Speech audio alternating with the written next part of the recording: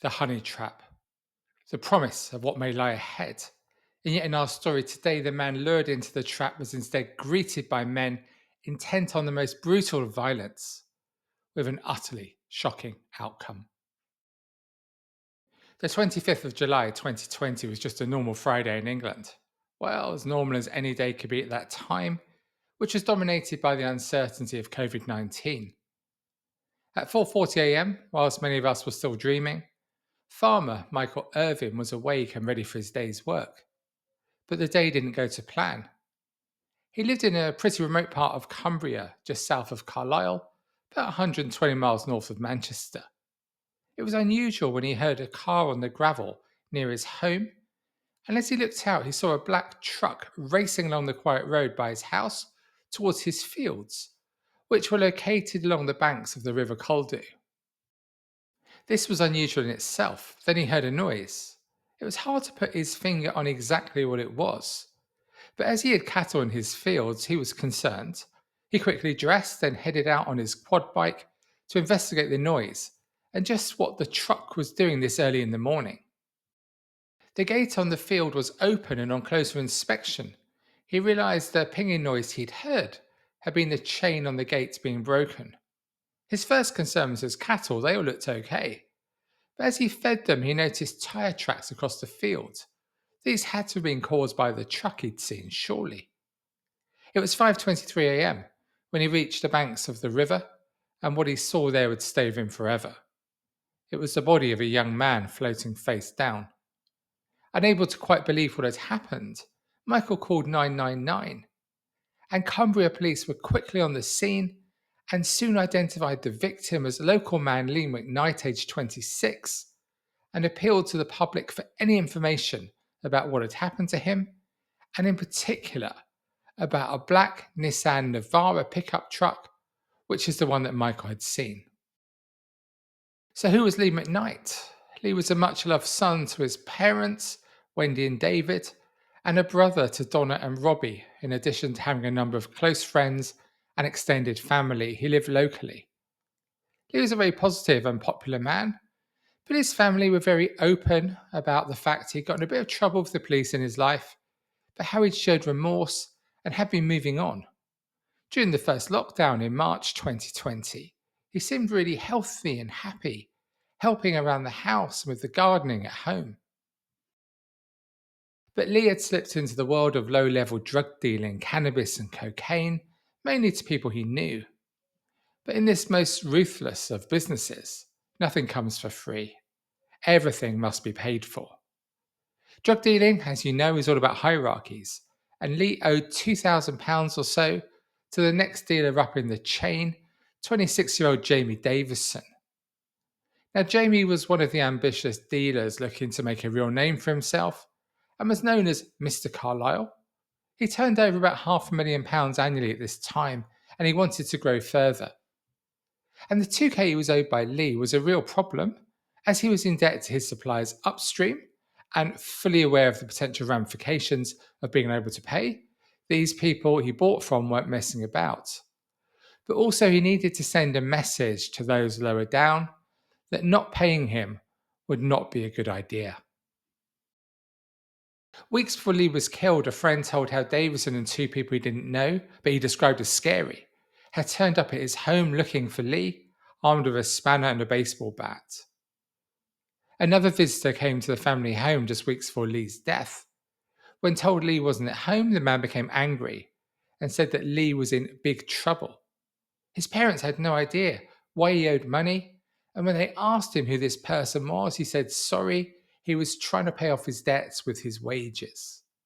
He worked at a local Premier Inn hotel, and he was struggling to raise the money to do so because of the lockdown. Lee didn't appear flustered by this, his mum said, but he was concerned enough to go to ground. But Davison knew how he thought he could get to Lee, and that was via his ex girlfriend, wannabe model 26-year-old Coral Edgar. She lived with her mum, 47-year-old Carol Edgar. That's right, Coral and Carol. One of them got an uncle called Cyril. Carol had a bad addiction to a number of substances, including heroin, and it had taken a real toll on her body and her life. When asked later by police about Lee, Carol said, "He was just a cocaine dealer to me." Asked how she felt about his death, she said, "Sad. He seemed an alright lad. He was very paranoid like. I don't know if he owed any money. He was always very hood up, covert and fast." But detectives found that Carol and her daughter Coral led a terrible life.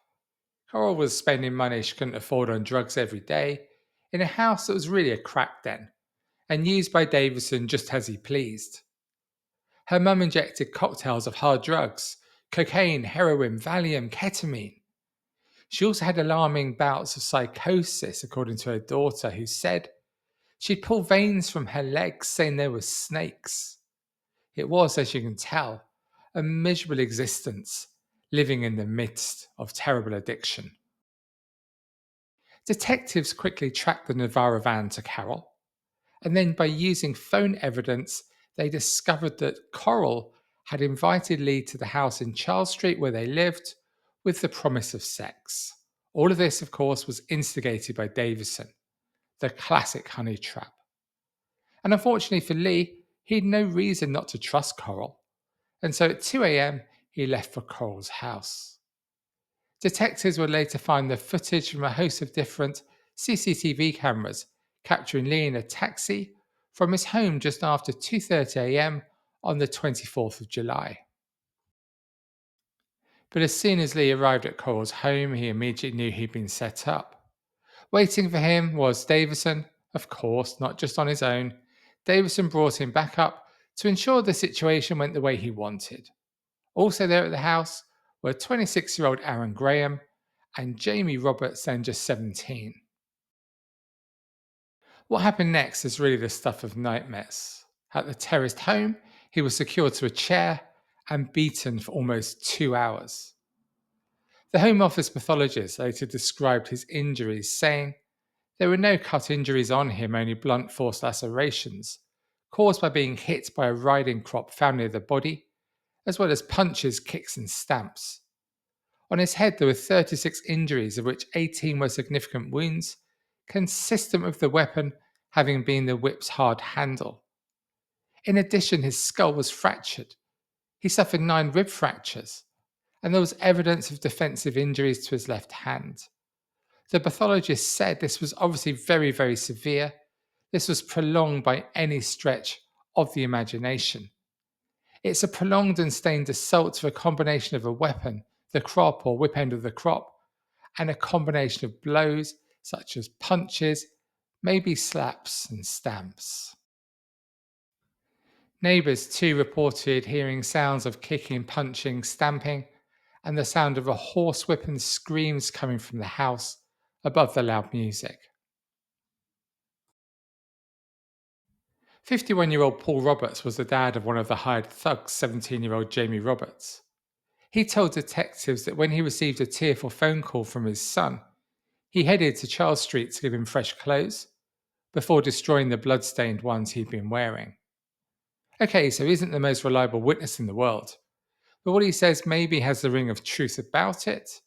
It's hard to know, of course, as unsurprisingly as we hear so often, when all of those who were responsible knew the police were onto them, they all blamed each other.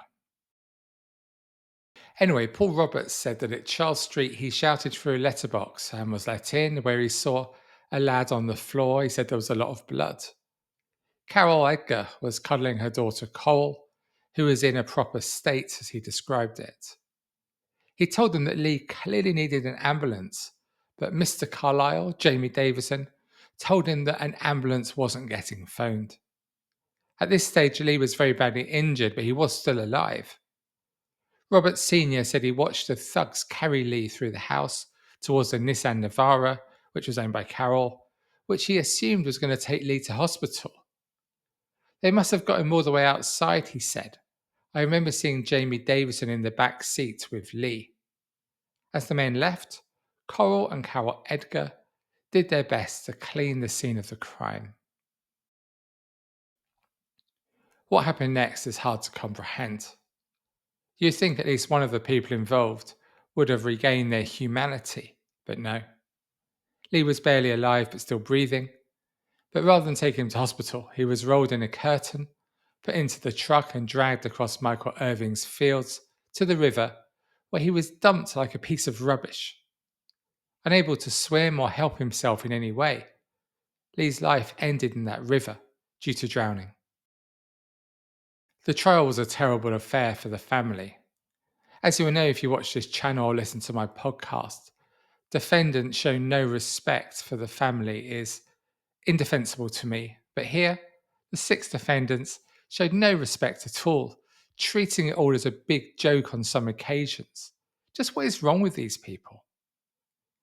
On one occasion for the trial, they appeared on a Crown Court video link. Aaron Graham, another man who arrived at the house to help with the beating, was laughing and sniggering, as was Roberts Jr. at the Young Offenders Institution in Wetherby, where he was being held. Mr. Carlisle himself, Davison, vaped in his video booth, seemingly without a care in the world, his feet up on the table. The prosecutor became so exasperated by them, he asked the court officer, "Will you either mute the defendants or tell them their behaviour in a courtroom is unacceptable, please?" Of course, they took no notice at all. The so called honeypot Coral said she saw one punch but then just crawled up into a ball with her head in her hands. Her mum Carol denied giving permission for a truck to be used. She confirmed she owned a horse, and when asked if the riding crop used in the attack was hers, she said, "Yes, I bought it from the sex shop, but it was for the horse." When asked if she lent her truck to the killers, she responded, "I swear to God I haven't, I wouldn't dare." And asked if she'd have known if someone was killed in her house, she said, "I don't know. I haven't killed nobody before, so I don't know how long it takes. I don't jump into trucks and go dumping bodies in rivers without knowing what I'm doing, if that's what you mean." After a 7-week trial, the jury took 27 hours to find all the defendants guilty, and the judge jailed 5 of the 6 for life, with minimum terms ranging from 13 to 30 years. The sentences were Jamie Davison, life, minimum term 30 years; Aaron Graham, life, minimum term 26 years; Paul Roberts, life, minimum term 20 and a half years; Jamie Roberts, 16 and a half years at Her Majesty's pleasure; Coral Edgar, life with a minimum term of 13 and a half years; and finally Carol Edgar, life with a minimum term of 13 years. Lee's mum spoke after the verdicts. "We are a close family and thoroughly enjoyed the times we had together. From his simple tastes at Christmas to his fun-loving and carefree attitude. Whatever Lee may have done, nobody deserves to go in such a vile, violent and tragic manner. We can't imagine the pain and suffering he went through in the hours for his death, and why anyone would stand over a lifeless body and fail to call for medical help. Then there were the selfish acts that those offenders did to get rid of his body in an attempt to minimise their involvement. Knowing that Lee was on his own and seriously injured, with no one to look after him for a period of time, and him being manhandled like a lump of meat, upsets me every time I think about it." There is one footnote to this story. In October 2022, Davidson was convicted of wounding another prisoner with intent, and for this, another 56 months was added to his sentence. Davidson slashed the other prisoner across the face with a craft knife after approaching him from behind in an association area. While being detained, he told a prison officer that he was sick of being bullied. That's what he said.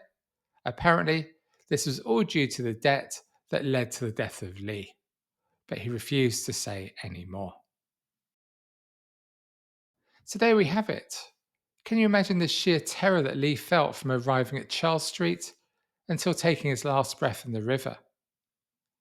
And as you watch this today with the 4 male murderers in prison, I don't know about you, but I couldn't care less if they are ever released. However, I would suggest it's hard not to have some sympathy for Carol and Coral Edgar, hopelessly addicted, used, and their lives now ruined further. I wonder if you agree. Thank you so much for watching this video. I hope you found it of interest. If so, please do watch one of my others. Until next time, I've been Adam Lloyd.